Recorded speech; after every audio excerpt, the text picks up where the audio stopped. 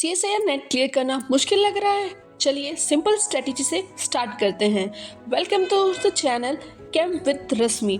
CSIR NET chemistry 2026 preparation strategy start from zero. Hello, I am Rashmi, MSc chemistry student, CSIR NET aspirant. मैं भी आपकी तरह preparation कर रही हूँ। इस चैनल पे आपको PYQ डिस्कशंस मिलेंगे, इम्पोर्टेंट कॉन्सेप्ट, उनकी shorts videos, short tricks, strategies और मोस्ट इम्पॉर्टेंट उसमें होने वाले मिस्टेक्स जो हम हर स्टूडेंट, हर एस्पिरेंट करता है, वो मिस्टेक्स के बारे में हम बात करेंगे।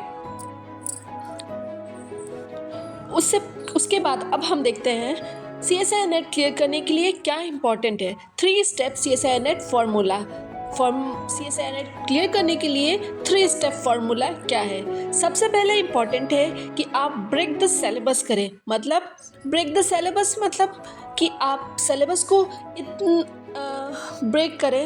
इम्पॉर्टेंट पार्ट्स में कौन से टॉपिक्स ज़्यादा इम्पॉर्टेंट है, कौन से टॉपिक कम इम्पॉर्टेंट है।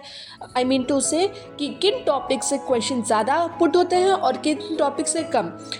एनालाइज PYQ, और ये हम जब PYQ सॉल्व करेंगे तो हमको पता चलेगा किन टॉपिक से कितने क्वेश्चन आते हैं।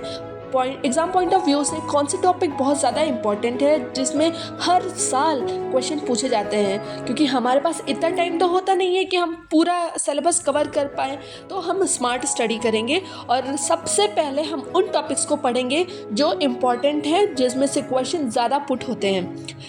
रिवाइज एंड प्रैक्टिस, फिर हम जो शॉर्ट्स नोट्स बनाएंगे, जो PYQ सॉल्व करेंगे एग्ज़ाम रेलिवेंट, उनको रिवाइज करते रहेंगे और क्वेश्चंस प्रैक्टिस करते रहेंगे। सो नेट क्रैक करने के लिए सबसे इम्पॉर्टेंट है आपको सिलेबस की अच्छी नॉलेज होनी चाहिए।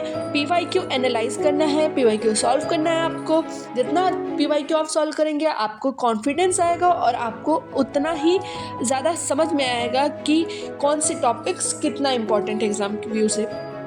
फिर हम उन सब इम्पॉर्टेंट चीज़ को जो हम PYQ से सॉल्व करेंगे, जिनके नोट्स हम पढ़ते हैं, उनको रिवाइज करेंगे, उनको और प्रैक्टिस करेंगे। तो ये आपका सिंपल 3 स्टेप फॉर्मूला है।